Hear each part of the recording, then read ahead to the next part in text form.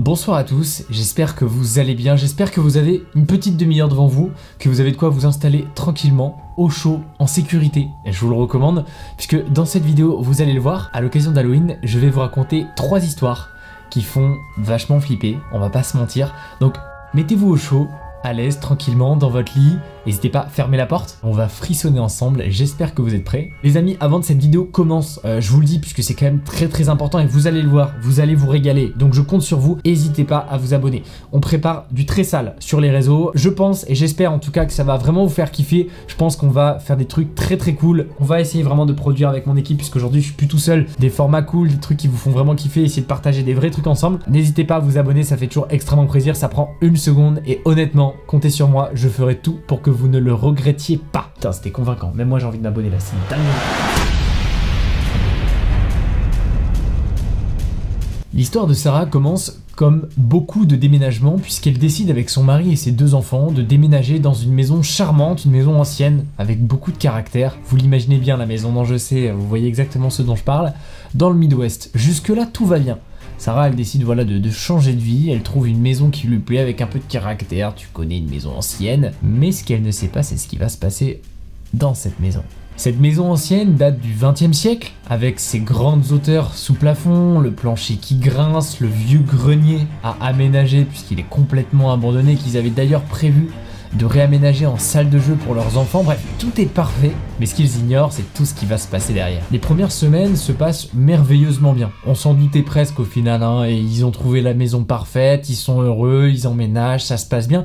Mais assez rapidement, au bout de ces quelques semaines, Sarah, elle commence à ressentir un malaise dans la maison qu'elle n'arrive pas du tout à expliquer, mais c'est vraiment un sentiment qu'elle ressent une fois, 2 fois, et puis continuellement. Elle n'arrive pas à l'expliquer, elle remarque qu'en plein été, la maison reste très froide, mais c'est vraiment pas concret. Elle n'arrive pas à expliquer qu'est-ce qu'elle ressent, qu'est-ce qui se passe. Parfois, Sarah a même l'impression que l'air est lourd dans certaines pièces, comme si une présence avait l'air peut-être d'y émerger. Alors, elle en parle à son mari, qui lui explique que c'est certainement le stress et l'épuisement du déménagement. Puis Sarah finit par se convaincre, au final, c'est pas grand-chose, et qu'avec un petit peu de repos, tout ça finirait par rentrer dans l'ordre. Mais ça, c'est juste avant que des événements vachement étranges commencent à arriver. Vous allez le voir, puisque c'est là que tout bascule. Un matin, alors qu'elle prépare le petit déjeuner pour toute la famille, elle entend un grincement dans le plancher juste au-dessus, au plafond finalement.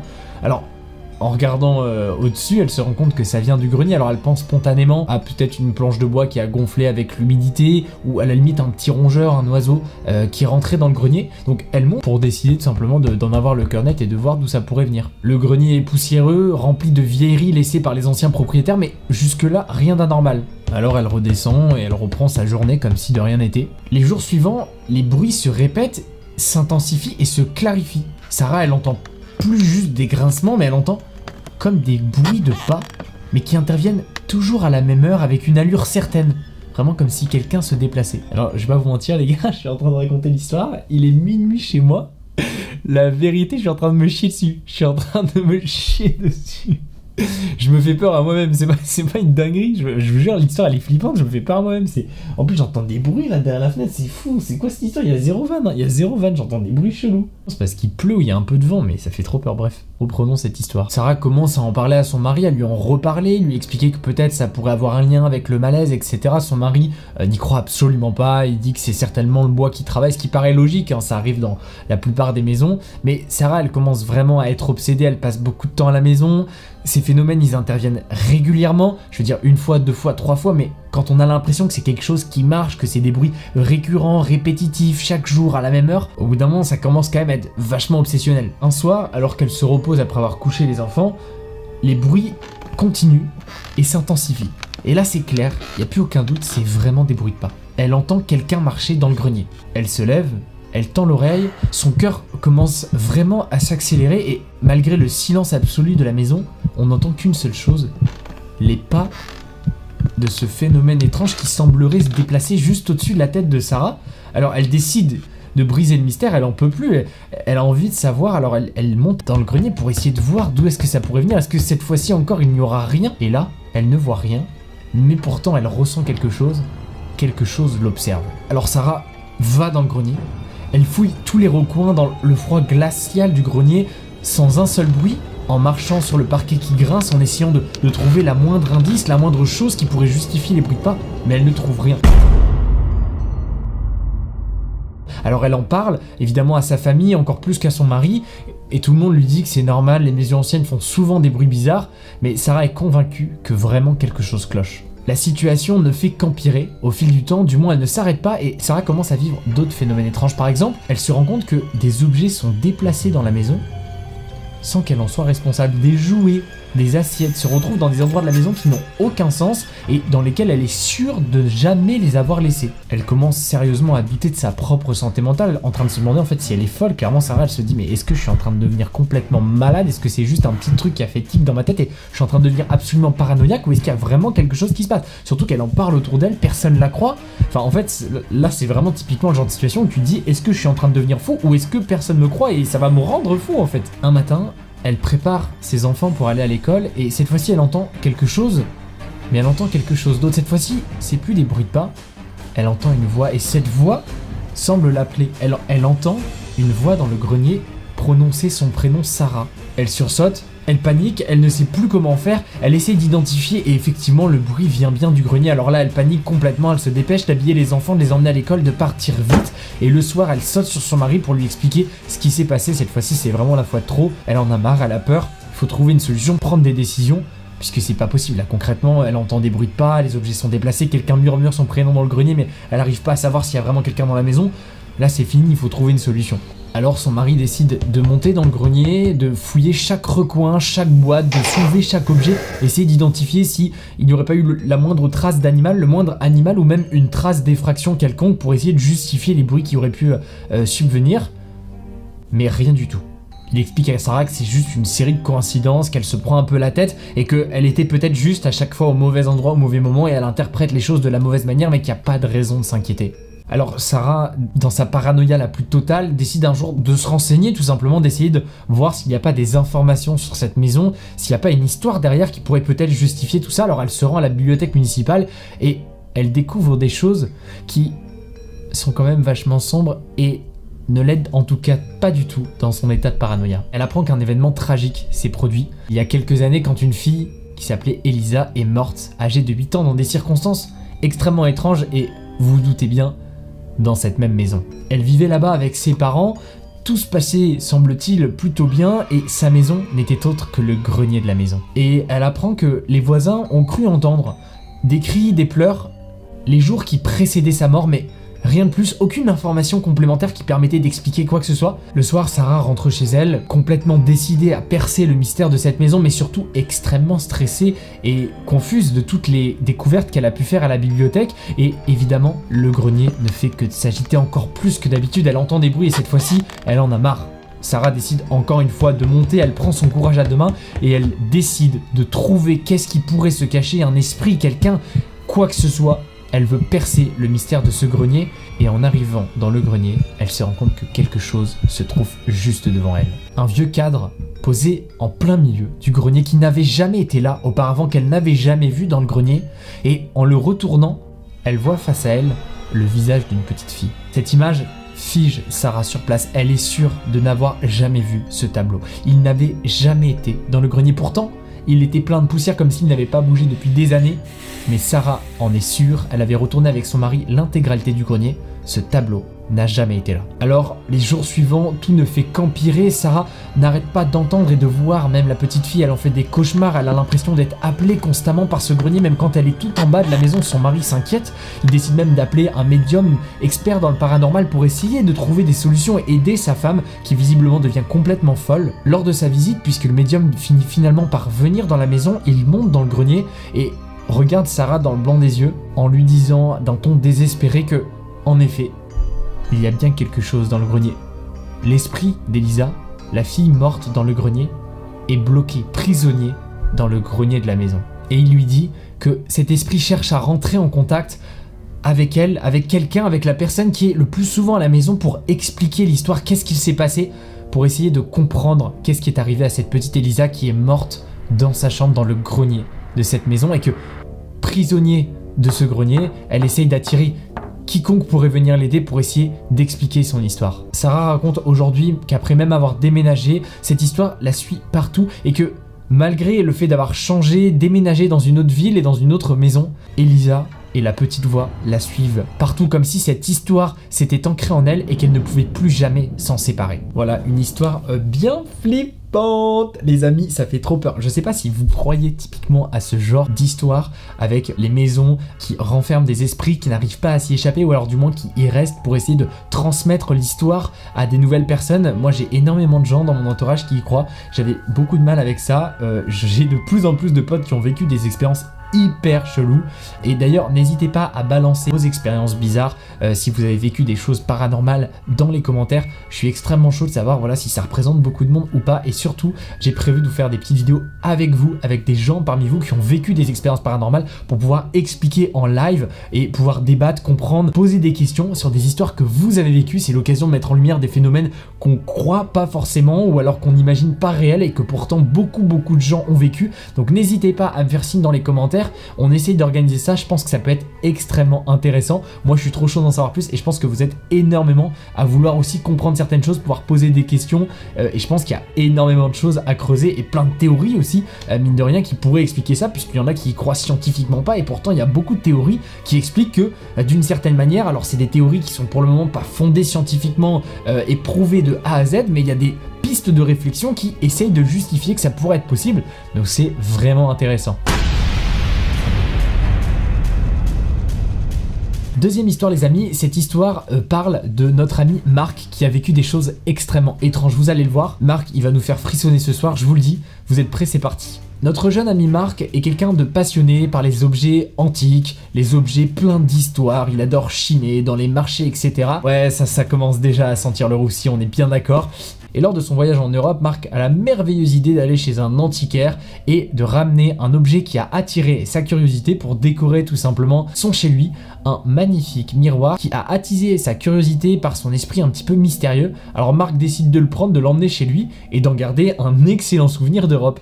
Vous allez voir, le souvenir risque de vrille partir en vrille. Le vendeur lui raconte quand même que ce miroir-là appartenait à une vieille femme noble et qu'il semblerait avoir eu une histoire quand même vachement sombre. Alors Marc, pris par la beauté et le mystère de l'objet, n'y croit pas du tout. Marc, les histoires d'horreur, de machin, d'esprit, c'est pas du tout son truc. Lui, il aime juste l'histoire vraiment pure et dure, nette, un truc qu'on peut voir et toucher, sentir. Si jamais il ne le voit pas de ses propres yeux, il n'y croit pas. Alors voilà, complètement pris par l'objet. Il remercie bien le vendeur, il prend le miroir, il le ramène chez lui et il est le plus refait. Il a bien raison, parce que pour le moment, tout se passe bien. Mais dès le premier jour, Marc le ramène chez lui, il n'attend pas une seule seconde avant d'installer le miroir, il le place en plein milieu de son salon face à sa fenêtre. Bref, le miroir est plus que valorisé et il en est plus que ravi. Les premières semaines se passent normalement, les choses arrivent petit à petit et rapidement, au bout de quelques semaines, il commence quand même à identifier par moments des sentiments étranges, un peu comme ce moment où tu as l'impression qu'il y a quelqu'un derrière toi et tu te retournes, il n'y a rien, mais tu as l'impression qu'il y a eu quelque chose qui est passé ou que quelque chose te regarde. Lui, il identifie sur ce miroir des reflets mystérieux. Comme si en passant devant ou en le regardant dans un certain angle, parfois il y a des reflets comme des passages, des ombres, des quelque chose. Bref, comme s'il y avait un mouvement reflété par ce miroir qu'il était incapable d'expliquer puisqu'il est seul dans son salon. Et ça n'arrive pas qu'une seule fois, ça arrive, ça réintervient et ça plusieurs fois.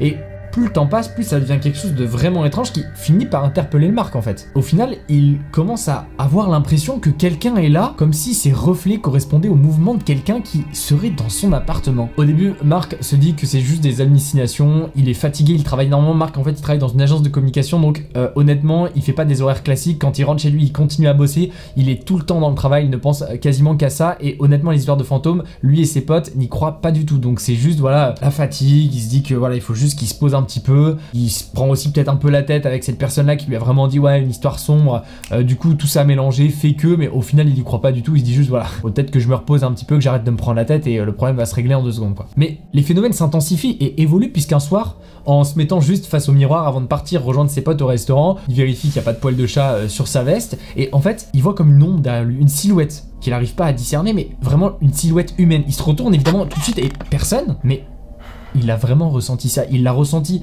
visuellement et il a senti comme une présence derrière lui. Alors là c'est quelque chose de complètement nouveau pour Marc et ça rajoute une dose de paranoïa à son état. Son cœur s'emballe, mais il se dit que c'est certainement un jeu de lumière, c'est une coïncidence et que personne n'était là, sinon il l'aurait vu. Alors il reprend ses esprits, il rejoint ses potes et il oublie très rapidement ce qui s'est passé. Puis finalement, il se rend compte en rentrant chez lui le soir même que il développe un certain sentiment de paranoïa qui ne fait qu'augmenter et décide d'en parler à une de ses amies, Claire. Il lui explique un petit peu ce qui lui arrive, le sentiment qu'il a. Alors Claire, elle lui rit au nez, clairement, elle lui dit qu'il a qu'à juste se reposer un petit peu, lâcher son boulot, que là le frérot il pète un peu un câble, il a acheté un miroir, il a l'impression qu'il y a des gens dans son appart, il ne les voit que dans le miroir. Bon, c'est un peu tordu comme histoire, donc elle lui dit tu ferais bien de te reposer, mais Marc, lui, il est vraiment sérieux. Et il se dit que là il y a vraiment un truc qui cloche, que personne ne le comprend et que ça commence à devenir très chelou et très stressant. Les jours passent, l'inquiétude de Marc ne fait qu'augmenter, en tout cas elle ne diminue pas et un phénomène étrange se produit et cette fois-ci c'est décidé, Marc est en flip total. En se brossant les dents, avant d'aller se coucher devant son miroir, puisque Marc en fait il déteste se brosser les dents devant le miroir dans sa salle de bain sans bouger. Moi je sais pas si vous êtes pareil, moi c'est pareil,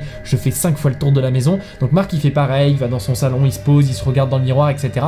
Et à ce moment-là, il identifie non pas une silhouette qu'il n'arrive pas à expliquer, mais c'est clair, il y a un homme derrière lui habillé en sombre, il le discerne clairement, c'est une silhouette humaine et il arrive à discerner, c'est un homme habillé en noir. Marc reste cette fois-ci figé sur place, incapable de se retourner. En fait, il est bloqué, il n'arrive pas à comprendre ce qui se passe et il essaye de voir, de regarder cette silhouette et aucun doute, c'est un homme habillé en noir qui le regarde fixement. Alors Marc se retourne d'un coup et personne n'est présent dans cet appartement, mais cette fois-ci, c'est sûr, il y a quelque chose qui cloche. Marc est en flip total, il est paniqué, il est terrifié, il ne sait plus où se mettre dans cet appartement. Marc devient finalement complètement obsédé par ce miroir et il n'ose plus en parler à ses proches qui la première fois lui ont complètement rayonné. Alors là ça devient tellement extrême qu'au final il n'en parle plus à personne, mais il rentre dans un état de folie certaine que personne ne pourrait comprendre, donc il préfère rester dans son truc parce que les gens vont le prendre pour un fou. Mais ce que Marc vit pourtant c'est bien réel, c'est un mec qui est rationnel, au boulot il est bon, ça se passe bien, c'est juste que là il vit des phénomènes étranges que factuellement il n'arrive pas à les expliquer, mais pourtant il les vit bien, il est pas fou, parce que c'est qu'avec ce miroir et qu'à travers tout ça qu'il vit ces moments vraiment étranges. Et cet homme en noir, il essaye de le retrouver. Alors il scrute son miroir quand il est dans son appartement, il regarde sa télé de son salon, parfois il regarde par la fenêtre et il ne peut s'empêcher d'avoir un œil qui regarde vers le miroir essayant d'identifier ce reflet qui parfois revient. L'homme réapparaît par moments. Alors le problème c'est que tout ça ne reste pas sans impact, puisqu'au fur et à mesure ça commence vraiment à prendre la tête de Marc, qui commence à avoir une dégradation de sa vie professionnelle, de sa vie personnelle aussi. Il a un comportement vraiment étonnant, vraiment bizarre, très froid avec ses amis. On a l'impression qu'il est en train de se perdre. Au boulot, il fait des erreurs qu'il n'a jamais fait. Enfin, Marc, c'est un mec qui bosse super bien. Il n'y a jamais eu aucun souci. Ça fait des années qu'il est dans cette agence. Et là, il commence vraiment à avoir un comportement qui lui ressemble pas du tout. Alors, on lui fait des remarques. En fait, ça ne fait qu'empirer son état, puisque quand il rentre chez lui, il a l'impression que tout le monde est contre lui. Et en mettant le premier pas dans son appartement, directement, il se sent oppressé, comme si quelqu'un était avec lui dans cet appartement. Et il n'arrive pas à expliquer pourquoi, il n'arrive pas à expliquer comment. Et il ne se sépare pas de son miroir. Parce que il a besoin d'une explication, il peut pas se résigner à dire ok, ce miroir pose problème, je le dégage. Qu'est-ce qui se passe? Est-ce qu'il est vraiment fou? Est-ce que vraiment le fait d'enlever le miroir ça va régler le problème? Bref, en fait il devient obsédé par ce truc et il en devient accro d'une certaine manière. Alors il a besoin de réponses parce que là il est en train de prendre un chemin que personne ne comprend et il lui faut des réponses, sinon ça risque de tourner vraiment mal. Un soir, alors que Marc rentre du travail cette fois-ci, la silhouette est revenu et encore plus clair que jamais il arrive à identifier les traits de visage de cette personne, la couleur de ses yeux, et aucun doute c'est un homme toujours habillé en noir qui le fixe avec ses yeux d'une insistance extrêmement profonde. Marc est terrorisé, il n'ose même pas bouger, il a peur même de cligner des yeux, il est juste figé, bloqué. Qu'est-ce qui se passe? Qu'est-ce que je dois faire? Est-ce que si jamais je tourne la tête, qu'est-ce qui va m'arriver? Marc en fait a peur que quelque chose d'horrible se produise, il est absolument paniqué face à ce miroir et face à cette silhouette qui le guette. Et Marc finit finalement par reculer tout doucement. Il prend son manteau et il part en courant. Il oublie même de fermer son appartement.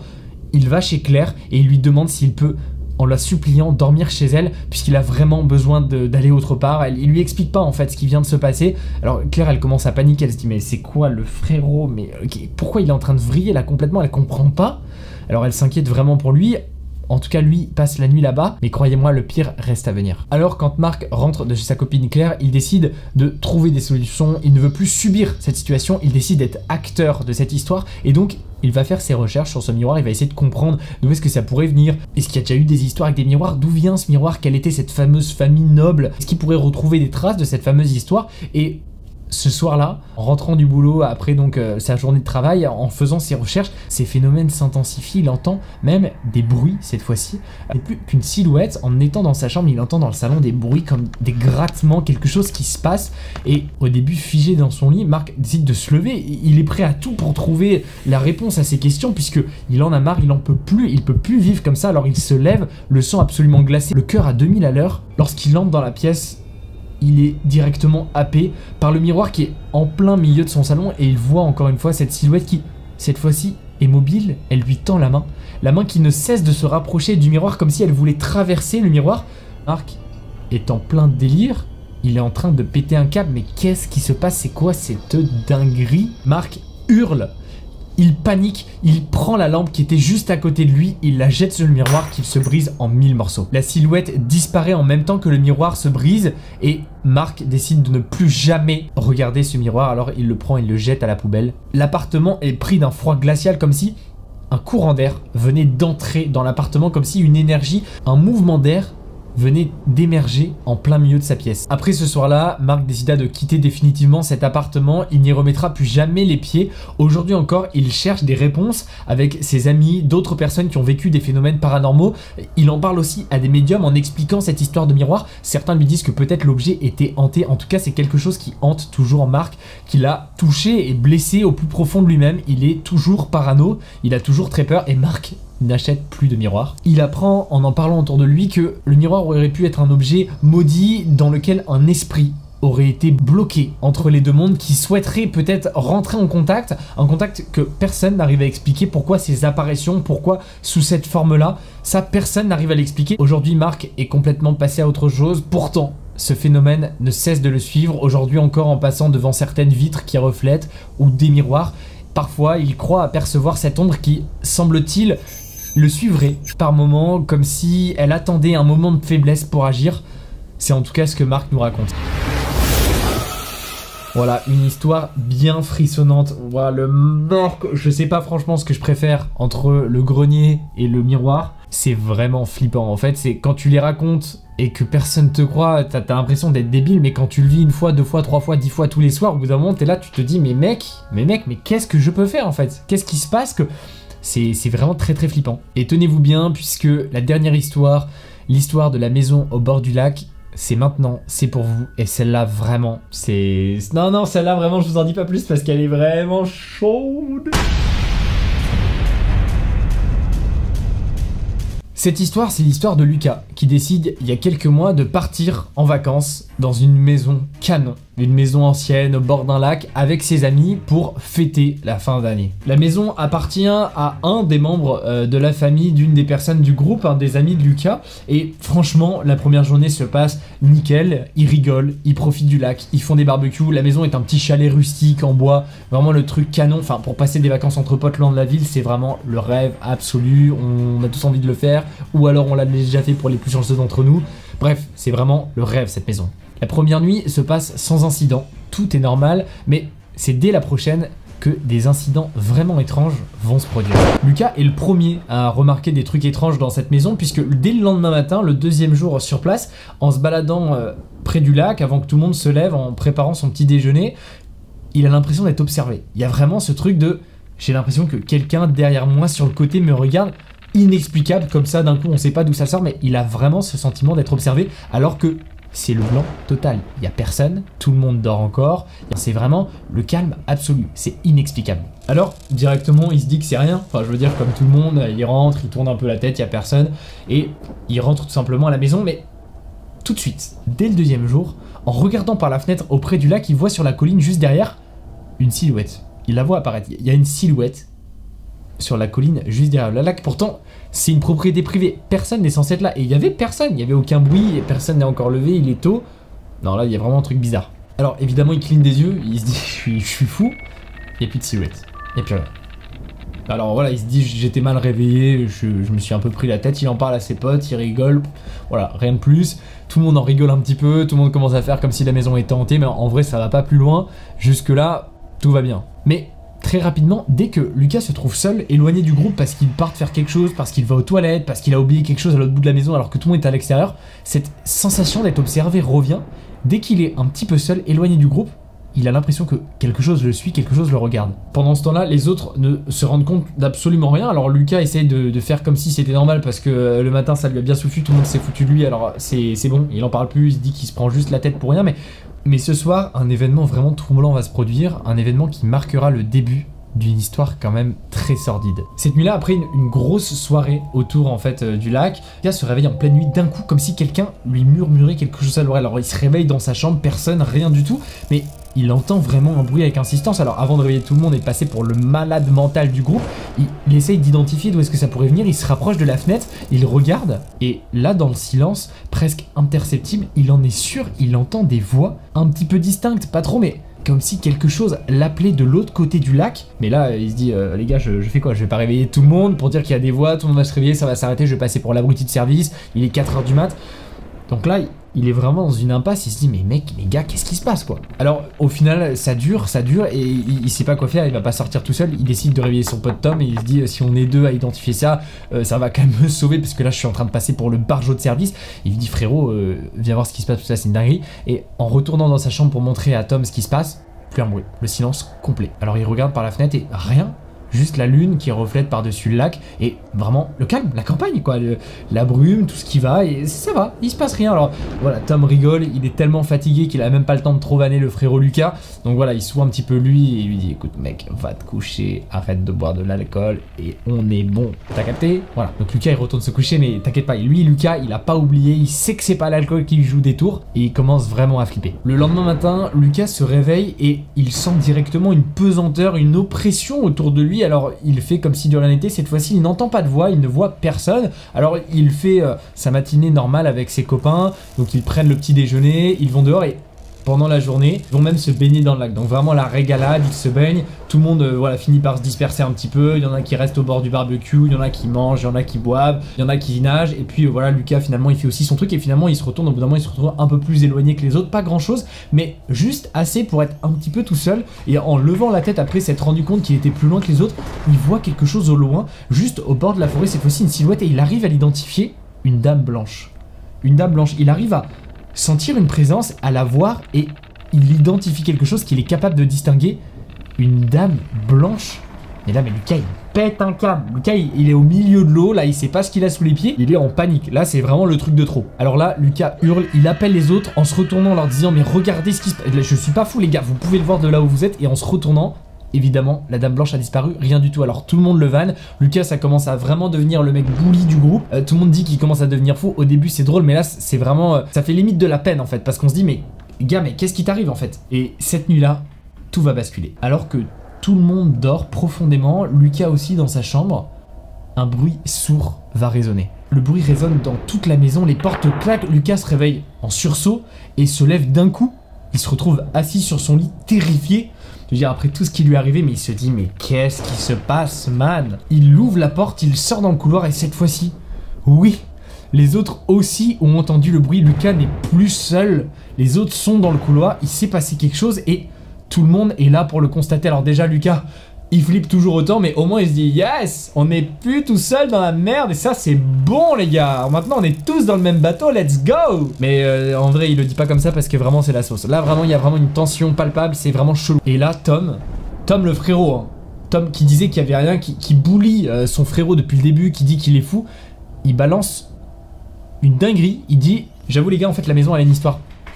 Mais gars, mais pourquoi tu racontes pas l'histoire? Déjà parce que c'est extrêmement cool de raconter des histoires des maisons dans lesquelles on dort pour faire flipper tout le monde quand on est entre potes, mais surtout quand il y a des phénomènes chelous, man, pourquoi tu le dis pas? Bref, Tom il commence à balancer des exclus de fou, et là tu sais que vraiment l'histoire elle est déjà bien commencée, mais c'est pas fini en fait. En fait l'histoire est tellement sérieuse, c'est pour lui pas un mythe, mais en même temps ça avait tellement pas d'impact que il voulait juste pas en parler pour pas paraître comme un mec relou, un mec flippé ou faire flipper ses potes. Bref, il s'est dit je le garde pour moi, c'est très bien, on profite des vacances et on y va. Alors il leur raconte l'histoire et il leur dit que bien avant qu'ils aient acheté la maison, un drame s'était produit dans le lac juste à côté de celle-ci. Une femme serait morte dans le lac juste à côté de la maison. Alors certains disaient qu'elle était mentalement instable, d'autres qu'elle aurait été victime d'un accident tragique, en tout cas dans le village, puisque c'est vraiment la petite maison de campagne perdue dans un village lui-même perdu dans la France. Des pêcheurs auraient aperçu sur le lac une dame en blanc marcher parfois sur la rive, marcher sur l'eau à la recherche de quelque chose, à la recherche de quelqu'un. Alors c'est que des rumeurs, mais ça commence quand même à faire beaucoup d'éléments, une histoire, un ensemble de gens et de témoignages qui font que... Mec, c'est chelou de fou, ça fait flipper. Lucas, lui, ça lui rajoute juste une couche de pression en plus. Au départ, il était content de se rendre compte que ses potes avaient identifié aussi le problème, mais là, la pression, elle redescend chez tout le monde. Ils ont juste entendu un bruit et les portes claquer, enfin, ça s'arrête là. Lucas, lui, il a vécu tout ce qui se passe avant et c'est ça qui fait que c'est vraiment chelou. Alors, lui, ça devient insoutenable, il en peut plus, il n'endort plus la nuit. Le soir même, il se couche, il fixe le plafond toute la nuit, il n'arrive pas à fermer l'œil de la nuit. Il sent une pression, il a l'impression que ce côté hanté, cette histoire chelou, il en est l'acteur principal. Parce que les autres, ils ont entendu les portes claquer, ok, c'est très bien. Mais lui, il a subi tout le reste, les autres, ils ont rien vu. Donc Lucas, il commence à être dans un état, c'est vraiment compliqué, quoi. Et au final, en plein milieu de la nuit, Lucas se réveille, surveillant le lac, en attendant une seule chose. Il a besoin d'en avoir le cœur net, il attend que la silhouette réapparaisse. Alors, il regarde le lac et il ne le lâche pas des yeux. Cette nuit, il ne se passera rien. Lucas ne dormira pas de la nuit, mais il ne verra personne sur le lac. Et cette nuit, c'était l'avant-dernière nuit, mais la dernière nuit, c'est justement bien la dernière, puisque c'est celle qui marque vraiment le point d'arrêt, et c'est celle surtout qui marque un événement qui va concrétiser toute cette histoire, puisque cette nuit-là, après que la journée se soit déroulée sans encombre, tout le monde dort, comme depuis le début des vacances, et Lucas, lui, dort sur une oreille. Il arrive à s'endormir, parce que la nuit passée, il n'y a pas eu de problème. La journée s'est bien passée, alors finalement son niveau de paranoïa finit par rebaisser un petit peu et alors il dort, toujours stressé, il se prend la tête, il est un peu anxieux, mais finalement il fait pas de nuit blanche cette fois-ci. Et justement cette fois-ci, pas de nuit blanche, pourtant quelque chose le réveille. Cette fois-ci, à nouveau, il entend des bruits beaucoup plus forts, beaucoup plus clairs, ça s'intensifie et il sait d'où ça vient du lac. Alors il ouvre la fenêtre. C'est clair, il n'y a pas de doute, ça vient de là. Et comme aspiré par les voix, par tout ce qui se passe, Lucas, il ouvre la porte. Ça fait une semaine qu'il est dans le truc, il en peut plus. Je veux dire, il est complètement happé par cette histoire. Il vit qu'à travers ça, il sort dans le couloir et il va dehors. Le mec est malade. Mais qui fait ça? Qui va dehors quand il y a des trucs comme ça chelou? Bref, Lucas, il va dehors. Il a vraiment la grosse paire de couilles qu'il pense avoir. Et il se dirige vers le lac. Non mais le frérot c'est un malade, De le raconter, je le vois faire et je suis en PLS pour lui. Alors il se rapproche du lac, il lève la tête, un peu endormi et cette fois-ci il n'y a pas de doute. Là il cligne des yeux, je peux te dire qu'il voit bien en 4K, résolution 120 fps, il n'y a aucun problème. Il voit la femme habillée en blanc en face de lui et il n'y a pas de doute, hein, c'est une femme en blanc. Là il n'y a plus aucun doute et cette fois-ci elle lui fait signe de venir vers elle. Bah là mon gars, personnellement je sais pas ce que j'aurais fait. En tout cas, voilà ce que lui, il a fait. Lucas est paralysé par la peur, je veux dire, il est en pleine nuit. Il fait froid, il sait pas ce qu'il fait là, il vient de se réveiller, il a une femme blanche en face de lui, il sait pas qui c'est, elle lui fait signe, happé par le truc. Il s'avance lentement sans réfléchir, il sait même pas ce qu'il est en train de faire, mais un peu comme inconsciemment, on lui dit d'avancer, il avance, il réfléchit pas, et il s'approche de la dame blanche, il s'approche du lac, et d'un coup, une main se pose sur son épaule, une main glaciale appuie sur son épaule, il le sent. C'est concret, il se retourne, personne, et Lucas panique, il est terrifié, il hurle, il court, il claque la porte, il se met sous sa couette et il prie en fait pour qu'on passe à autre chose, pour que ça se termine. Qu'est-ce qui vient de se passer? Et tout a disparu, quelqu'un l'a touché, mais c'est quoi cette histoire de malade, sérieux? C'est quoi cette histoire de fou? Le lendemain matin, Lucas il insiste pour partir directement, c'est-à-dire qu'en fait Lucas c'est lève tôt, il se lève en premier, il se couche en dernier, il attend pas 14 h que tout le monde ait fait ses valises, il dit à tout le monde on se casse, en tout cas si vous voulez pas partir, moi c'est ciao. Au final Lucas il vend vraiment bien son truc, il est paniqué, le mec il a pas dormi depuis 2 jours, il est complètement stressé depuis qu'ils sont arrivés, donc les gars commencent à lui dire ok même si on le fait pas parce que c'est vrai, on le fait pour le frérot Lucas parce que là il est en PLS. Au final ils se rendent compte aussi qu'il y a quand même une aura autour de lui qui est vraiment chelou, enfin ils se rendent compte que là c'est bon, il y a un truc quand même qui est vraiment bizarre, ils le vivent pas directement mais à travers leurs potes ils arrivent à capter qu'il y a vraiment un truc chelou et ok, ils claquent leur valise très vite et ils se barrent et ils ne retourneront plus jamais dans cette maison. Aujourd'hui Lucas continue à raconter cette histoire auprès de ses proches et bien qu'il soit incapable d'expliquer ce qui s'est passé ces nuits-là, et tout particulièrement la dernière, beaucoup pensent, et même certains en sont sûrs, que c'est le fruit de l'imaginaire de Lucas. Lucas, lui, est sûr que cette nuit-là, il n'était pas seul. C'est arrivé 1 fois, 2 fois, 3 fois pendant une semaine, de plus en plus concret, il a senti et il a vu des choses, il en est sûr. Au bord du lac ce soir-là, il n'était pas seul. Quelque chose ou quelqu'un l'observait vraiment. Bref, une histoire de malade. Les amis, je vous le rappelle, si vous avez vécu des choses paranormale, chelou, flippante, un peu, beaucoup, pas du tout, même kiffante, je sais pas. N'hésitez pas à me le mettre dans les commentaires. J'espère que vous avez kiffé. En tout cas, moi, ça m'a régalé. Je suis dans une vibe Halloween, les gars. Là, vraiment, je me suis régalé à trouver ces histoires, à vous les raconter. J'espère aussi que vous avez aimé. J'espère peut-être en faire d'autres sur d'autres thématiques. J'ai plein de sujets que j'aimerais aborder. En tout cas, si cette vidéo vous a plu, n'hésitez pas à me le dire dans les commentaires, à me mettre un petit like, ça fait toujours extrêmement plaisir et n'oubliez pas de vous abonner. Bref, je vous fais des gros bisous. On se voit dans la prochaine vidéo. Mec, c'est dur hein, de faire des outros comme ça, en vrai c'est pas facile hein. Allez, je vous fais des bisous, ciao.